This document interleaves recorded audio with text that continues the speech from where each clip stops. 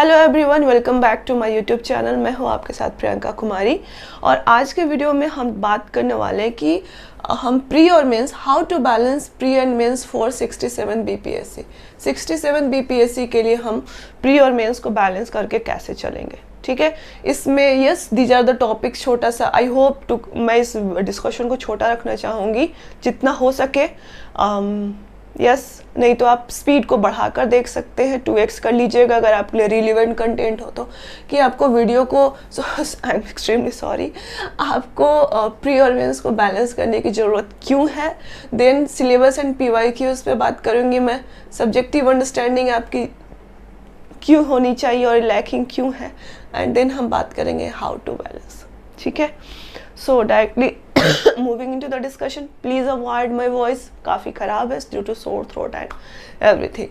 So the first point is कि why you need to balance your pre and means friends. अभी mostly कुछ लोग बहुत सारे ऐसे हमारे फ्रेंड्स हैं जो जिनका मोमेंटम एग्जाम पहले जैसा नहीं है। कुछ लोग प्री एक्सक्लूसिवली मेंस के लिए पढ़ रहे हैं, बट उनसे जब बात की जाती है कि भैया आपका एग्ज़ाम 20 दिन बाद है, पैनिक अटैक आता है। आपको आनी नहीं चाहिए क्योंकि आप ही वो शख्स हो जिसने 110 120 पिछले एग्ज़ाम में स्कोर किया है, राइट। तो इसलिए मैं ये बात कर रही हूँ कि आप क्या करें कि बैलेंस करके चले। आपका जो प्री होगा वो ऑब्जेक्टिव ही है, मोस्टली क्वेश्चंस वन लाइनर्स ही आएंगे, बट वो फैक्ट बेस्ड सवाल है, राइट। बीपीएससी तो दिन, महीने और साल तीनों स्पेसिफिक पूछती है। 1 तारीख तो मतलब 1 तारीख, राइट। तो फैक्ट बेस्ड सवाल है और उन पे अगर धूल पड़ती है और फिर नोटिफिकेशन आएगा, आपको आपके करंट अफेयर्स भी अपडेट करने हैं, उस पर हम किसी और वीडियो में बात करेंगे। तो नया नोटिफिकेशन आता है और फिर आप अगर वो फैक्ट्स भूल जाते हैं तो फिर बड़ा मुश्किल हो जाता है। इसलिए मैं कहूँगी कि अगर आपकी इसलिए आपको बैलेंस करके चलने की आवश्यकता है और दैट्स द रीज़न। और कैसे बैलेंस करना है विल कवर हेयर। सबसे पहले देखिए सिलेबस और PYQs। फ्रेंड्स, मुझे नहीं पता, आप में से उम्मीद करती हूँ कि सारे लोगों को ये पता हो, बट फ्रेंड्स सबसे पहले आप क्या करेंगे, आपने तैयारी शुरू कर दी। अगर आप सिलेबस और PYQs के थ्रू तैयारी कर रहे हैं तो बहुत अच्छी बात है। नहीं कर रहे हैं तो आपकी तैयारी जहाँ भी है ना, ये वही वाली बात हो गई कि बिना डायरेक्शन जाने समंदर में कूद जाना, कि जाना कहाँ है। और लिटरली ये समंदर ही है। आप स्टेट PCS की तैयारी करो या फिर UPSC की तैयारी करो, तो आप क्या करेंगे सॉरी, आप क्या करेंगे, आपने अगर बिना दिशा की, आपको दिशा चाहिए और वो दिशा आपको यहीं से मिलती है, ठीक है, नहीं तो आप पढ़ते रह जाएंगे। इंड नहीं है। और इस पूरे एग्जाम को ना अगर बांधना है, इसका और छोर तय करना है, आपको यहीं से होकर जाना होगा। अगर आपने बिना दिशा की, बिना PYQ और सिलेबस की तैयारी कीजिए, प्लीज स्टॉप। आप जहाँ भी हैं, जितनी तैयारी कर ली आपने मेंस की, आप क्या करेंगे, BPSC की साइट पे जाएंगे, आप उन्होंने सिलेबस देकर रखी हुई है, ठीक है, दोनों, आपके ऑप्शनल की और आपके जनरल स्टडीज़ की, GS1 GS2, ठीक है। आप डाउनलोड करें, प्रिंट आउट ले और बिल्कुल अपने टेबल के सामने लगा दें। और उसको लिटरली आपको रटना है, आपको पता होना चाहिए कि आपके ऑप्शनल में क्या क्या चीज़ें हैं, कितने सेक्शंस हैं, कौन कौन से। UPSC का सिलेबस और BPSC का सिलेबस में अगर मैं सिर्फ ऑप्शनल की बात करूँ, बहुत डिफरेंस है। बहुत छोटा सिलेबस हो जाता है जब सिर्फ आप स्टेट PCS की तैयारी करते हो, राइट। तो आपको, जो लोग दोनों की तैयारी कर रहे हैं, आपको इंटायरली डिफरेंट अप्रोच लेकर चलना होगा। इसलिए बहुत ज़रूरी है कि आप सिलेबस देखें, ठीक है, आप प्रिंट आउट ले लें, उसको रट जाए। सिमिलरली जनरल स्टडीज़ की, आप जनरल स्टडीज़ BPSC ने दोनों GS1 GS2 के आप क्या करें, सिलेबस डाउनलोड कर ले और उसको प्रिंट आउट ले लें और उसको याद छपना चाहिए आपके माइंड में, ठीक है। Then PYQs। आपको PYQs क्यों मैं बार बार कहती हूँ कि आपको PYQs करने हैं। जब आप PYQs करते हैं ना, तो सपोज सिलेबस इतना बड़ा है, ठीक है, पर आपको अगर हिस्ट्री का ही ले ले सिलेबस तो काफ़ी बड़ा है, पर उसमें से उन्होंने बहुत कितने लिमिटेड सवाल, उनके पास चॉइसेस होते हैं एक लिमिटेड सवाल पूछने की। तो जो मोस्ट इम्पॉर्टेंट थिंग्स होते हैं, जो मोस्ट इम्पॉर्टेंट टॉपिक्स हैं, जो मोस्ट इम्पॉर्टेंट थीम्स हैं, जो मोस्ट इम्पॉर्टेंट पर्सनालिटीज़ हैं, वो उसी पे पूछ सकते हैं। है ना। तो ये मोस्ट इम्पॉर्टेंट जो बातें हैं, थीम्स, थिंग्स, टॉपिक्स, पर्सनालिटी, ये आप कहाँ से आइडेंटिफाई करेंगे? आप प्रीवियस ईयर क्वेश्चन से आइडेंटिफाई करेंगे। जब आप ये देखेंगे कि बीपीएससी बार बार पर्सनालिटीज़ में गांधी जी के बारे में पूछ ही रही है, डॉक्टर राजेंद्र प्रसाद के बारे में पूछ रही है, जयप्रकाश नारायण के बारे में पूछ रही है, प्री में तो ये आते ही हैं, आप पढ़ते ही हैं। तो आप क्या करेंगे कि जब आप पर्सनालिटीज़ तैयार करेंगे तो उस पर्सनालिटी, आप एक पर्सनालिटीज़ देखिए और देखिए कि आपके प्रीवियस ईयर क्वेश्चन में कौन कौन से पर्सनालिटीज है जो रिपीटेटिव है। जयप्रकाश नारायण, कृपलानी, गांधी जी, नेहरू, ये जो अंडरस्टैंडिंग है। और नेहरू, अब देखो पर्सनालिटीज इन तो बहुत ठीक है, देख लिया हमने, अब इनके बारे में क्या, इन्होंने कहाँ पैदा लिया, क्या पहना, क्या खाया पिया, ये तैयार करोगे? नहीं करोगे। इनका कंट्रीब्यूशन देखोगे, है ना। तो ये अंडरस्टैंडिंग जो है सॉरी, ये अंडरस्टैंडिंग एक्सट्रीमली सॉरी ये अंडरस्टैंडिंग जो है आपको कि अच्छा नेहरू के फॉरेन पॉलिसी के कंट्रीब्यूशन के बारे में पूछा जा रहा है, नेहरू की जो आइडिया है सेकुलरिज्म पे उसके बारे में पूछा जा रहा है। तो इस तरह फिर आप क्या करोगे कि अगर नेहरू हैं, आपने नेहरू को सेंटर में लाया और इनके डायमेंशंस देखोगे क्या क्या पूछा है बीपीएससी ने। 5 डायमेंशंस आपने कवर कर लिया। अगर जनरल नेहरू के कंट्रीब्यूशन के बारे में कभी बीपीएससी पूछती है, जनरली नोट्स में अगर पूछ लेती है, अगर सिर्फ नेहरू का कंट्रीब्यूशन है तो आप उन ऑलरेडी जो 5 डायमेंशंस पूछे गए हैं उनको वहाँ लिख दोगे। और अगर नेहरू के किसी स्पेसिफिक की बात की गई है वो लिख दोगे। और ट्रस्ट में अगर ये 5 डायमेंशंस आपने एनालाइज कर लिए ना, 5-6 जो भी अब तक पूछा गया होगा, तो अब 7वां 8वां भी खुद कर लोगे कि अच्छा ये भी पूछा जा सकता है, इस डायमेंशन में भी उनके कंट्रीब्यूशन हम प्रिपेयर कर सकते हैं। तो ये तो एक स्पेसिफिक एग्जाम्पल था। So this is the reason why you need to go through previous year question, ठीक है ना। सिमिलरली पॉलिटी में भी एग्जाम्पल दे सकते हैं, बट आप समझदार हो, समझ सकते हो। तो आप PYQs करेंगे। देखो अब स्टैट्स में स्टैटिस्टिक्स जो है उसके अराउंड इतना डर बैठा हुआ है बच्चों में। अब देखो एग्जैक्ट डाटा रिपीट नहीं होता है बट पैटर्न वही है। अब देखोगे हर साल वो एक पाई चार्ट से सवाल पूछते हैं, ठीक है। एक में वो क्या करते हैं, एक बार डायग्राम दे देंगे और एक में क्या करेंगे, 2 होता है, मतलब आई थिंक एक पाई चार्ट दे देंगे और एक ऐसे इसको क्या बोलते हैं, जो भी मतलब ऐसे टेबुलर फॉर्म में कुछ होता है। तो जब आपको पता है कि इस तरह के ही सवाल, वो डाटा चेंज कर रहे हैं, वेरिएबल्स चेंज कर रहे हैं बट पैटर्न एक ही है, तो आप पाई चार्ट 100 क्वेश्चन करके चले जाएंगे, ये बार डायग्राम करके चले जाएंगे। 4 क्वेश्चन आता है, 2 करने हैं, भाई आप पाई चार्ट ऐसा कर लो कि दुनिया के कहीं से उठा के दे दे, हमको करना है। हम डिफिकल्ट वाला क्यों चूज करें जब आसान है, हमारे पास ऑप्शन है। तो आपको जब ये दिखेगा कि भैया हर साल पाई चार्ट आ रहा है, भैया रगड़ दूंगा मैं पाई चार्ट को। आपको ये दिख रहा है कि हर साल बार डायग्राम आ रहा है, भैया रगड़ दूंगी मैं बार डायग्राम को, इतनी प्रैक्टिस कर लूंगी कि 36 में से 0.6 मार्क्स भी नहीं कटेगा। और ये कहाँ से आएगा आपके पास, ये आता है PYQ से। इसीलिए मेरे प्यारे मित्रों, आप सॉरी आप क्या करिए, अगर आपने तैयारी बिना दिशा की, ये चीजें आपको दिशा देती है, डायरेक्शन देंगी आपके प्रिपरेशन को। तो आपने अगर बिना डायरेक्शन की, यही इंस्ट्रूमेंट है, ये आपका कंपास है, बिना कंपास के तैयारी शुरू की है, प्लीज स्टॉप। आप PYQs जो हिंदी मीडियम के हैं वो हिंदी कहीं से भी करें उपलब्ध, ये करना ही है। इसके बिना एग्जाम, बिना डायरेक्शन के आप कैसे जाएंगे। आप अपने घर से निकले, किसी दुकान पे जाना है, आपको पता होता है कि दुकान कहाँ पे है, अगर नहीं है तो आप घूमते रहेंगे, 10 लोगों से पूछेंगे, 20 लोगों से पूछेंगे, जहाँ पे आप आधे घंटे में पहुँच सकते हैं वहाँ पे आपको 2 घंटा लग सकता है। तो क्यों ना हम पहले अपना कंपास कर ले, कंपास अपना तैयार कर ले कि भाई हमको यहाँ से यहाँ जाना है, ये डायरेक्शन हमारा क्लियर हो जाए, जो कि 2 घंटे का काम हमारा आधा घंटा में हो जाए। तो आप अगर बिना दिशा के तैयारी कर रहे हैं तो अपनी दिशा तय कीजिए और यहाँ से होगी डायरेक्शन, ठीक है। इस तरह से बहुत एग्जांपल्स दे सकती हूँ पर इतना आप समझ गए होंगे। Similarly for optional, similarly for optional, आप ऑप्शनल का सिलेबस देखिए, छोटा सा सिलेबस होता है as compared to UPSC, right, approach भी डिफरेंट है। आप ऑप्शनल का सिलेबस देखेंगे तो आप जो बीपीएससी की तैयारी करें उनको लगता है कि बड़ा होगा, बट अगेन आप जब प्रीवियस ईयर क्वेश्चन पूछेंगे फ्रेंड्स, उनको 6 ही क्वेश्चन आपसे लिखवाने हैं ऑप्शनल में, 2 2 2, ठीक है। तो उतना बड़ा सिलेबस में से वो हर चीज़ नहीं पूछ सकते, उनको प्रायोरिटाइज करना पड़ता है। इसलिए जो इम्पोर्टेंट चीज़ें हैं, इम्पोर्टेंट टॉपिक्स है, इम्पोर्टेंट अगर थ्योरी है वही पूछते हैं। और ये जो इम्पोर्टेंट चीज़ें हैं वो कहाँ से आप आइडेंटिफाई करेंगे?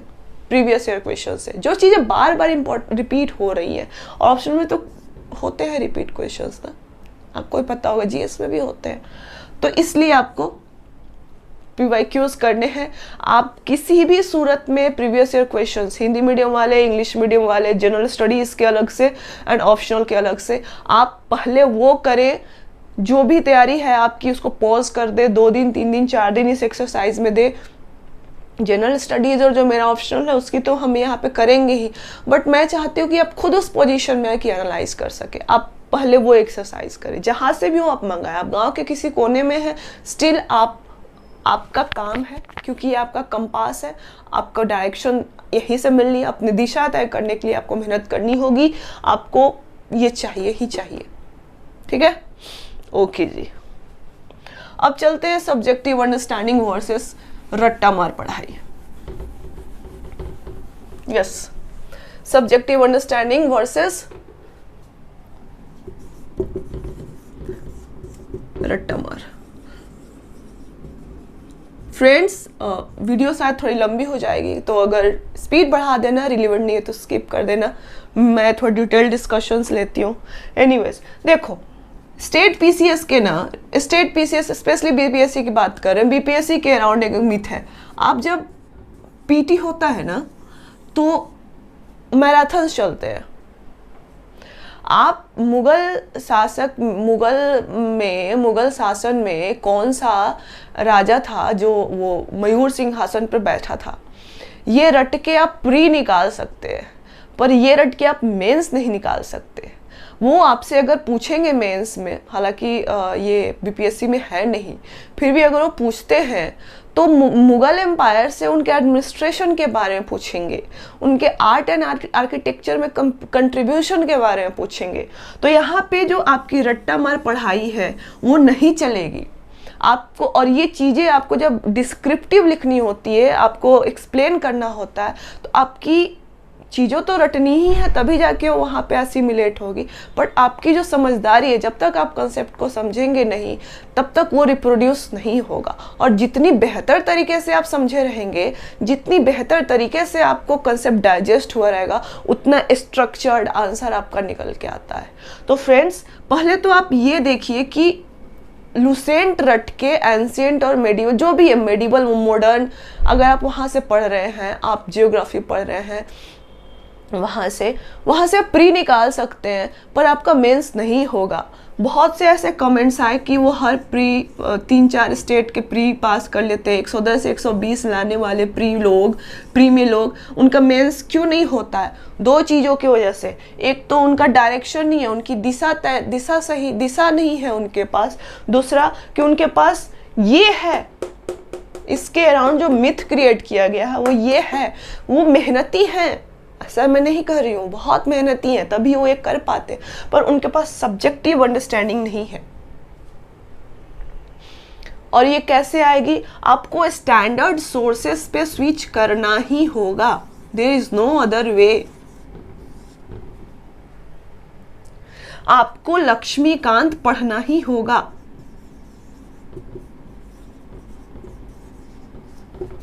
आपको स्पेक्ट्रम मॉडर्न इंडिया के लिए पढ़नी ही होगी, इसमें पूरी नहीं पढ़नी है अगेन ये चीज़ें, बट पढ़नी ही होगी आपको। अब देखो इस बार प्री में उन्होंने जियोग्राफी में पूछा, 4 लाइनर्स उन्होंने इंट्रोड्यूस की बीपीएससी ने सॉरी, उन्होंने पूछा कुछ क्वेश्चंस मुझे याद है कि पेनिनसुला, पठारी नदियाँ और हिमालयन रिवर्स के बीच का डिफरेंस उन्होंने पूछा, राइट।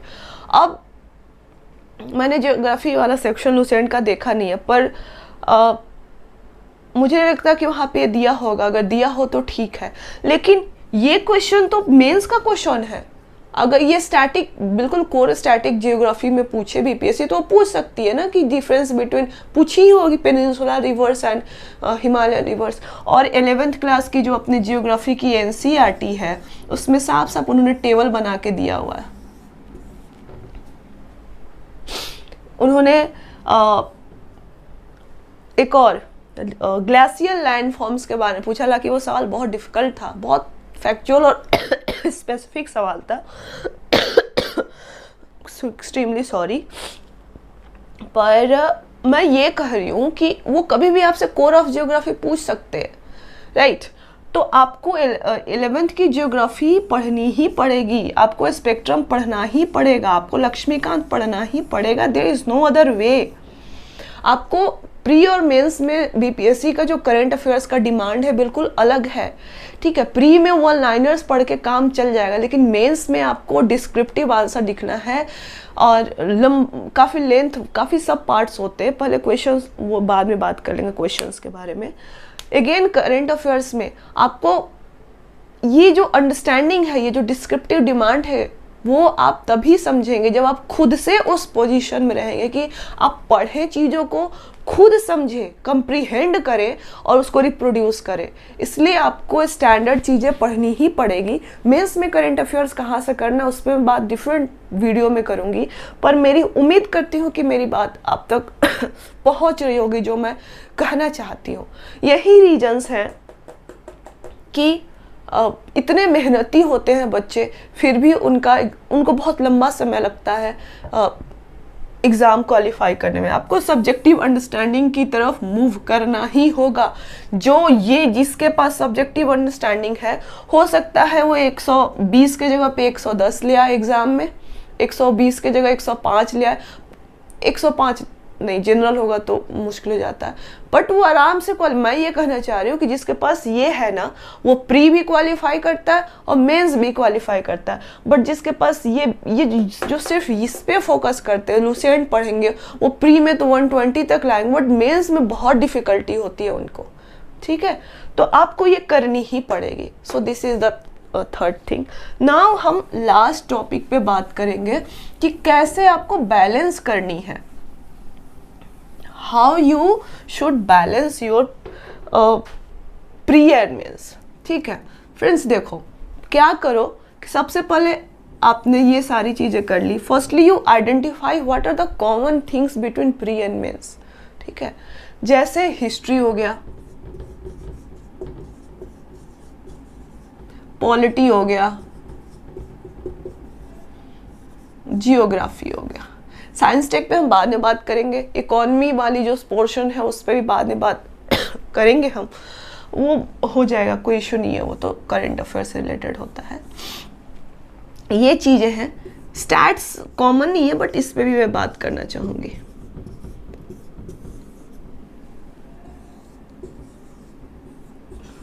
ठीक है, ये करंट अफेयर से इंटायरली डिफरेंट बॉल गेम है। पॉलिटी हो गई, यस इतना ही है। साइंस टेक तो पूरा एप्लीकेशन बेस्ड है, yes.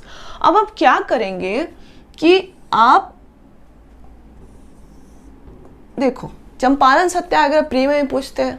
Champaran Satyagraha is a watershed movement in the Indian national movement, mains में पूछा।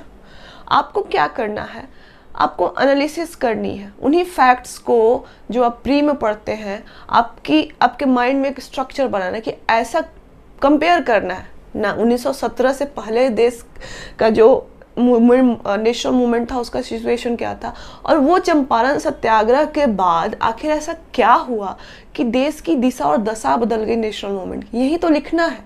कैसे लिखोगे, इसके लिए जरूरी है सब्जेक्टिव अंडरस्टैंडिंग, और ठीक है, इसके लिए आपको करनी होगी एनालिसिस। एनीवेज, आप क्या करेंगे, क्या करो आप कि आप एक सेक्शन वाइज लेकर चलो। ऐसा नहीं, बहुत लोग होंगे जो आज हिस्ट्री पढ़ रहे होंगे, कल इकोनॉमी के लिए परेशान हो रहे होंगे, परसों करंट अफेयर्स के लिए परेशान हो रहे होंगे, तरसों स्टैट्स के लिए टेंशन में। नो, आपको एक एक सेक्शन लेकर चलना। हम सिर्फ जनरल स्टडीज़ की बात करेंगे, ऑप्शनल की बात कभी और कर लेंगे या फिर इसी वीडियो में कर दूंगी।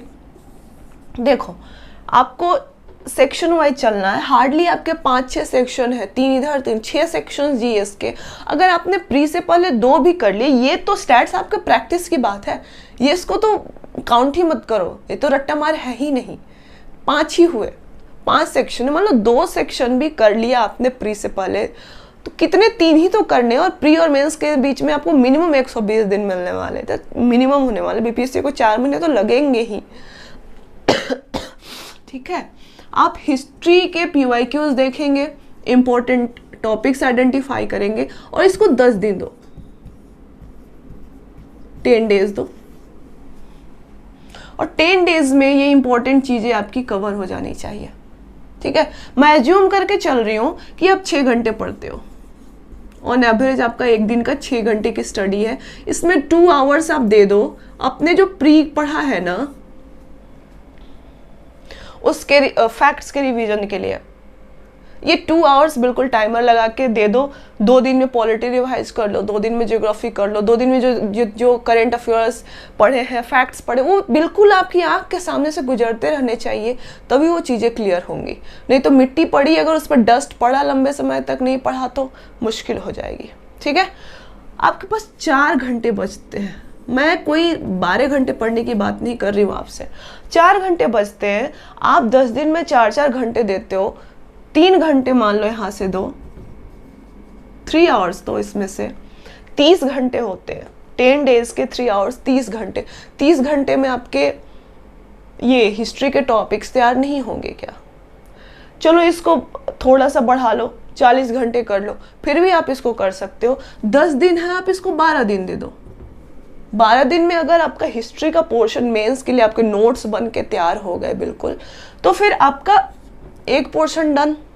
पैरेलली आप हर दिन 2 घंटे फैक्ट्स रिवाइज कर रहे हो, जो भी आपने पढ़ा है, करंट अफेयर्स कहाँ और आगे पढ़नी होगी वो बात करूंगी मैं उस पर। उसके बाद आप दूसरे सेक्शन में आओ, पॉलिटी।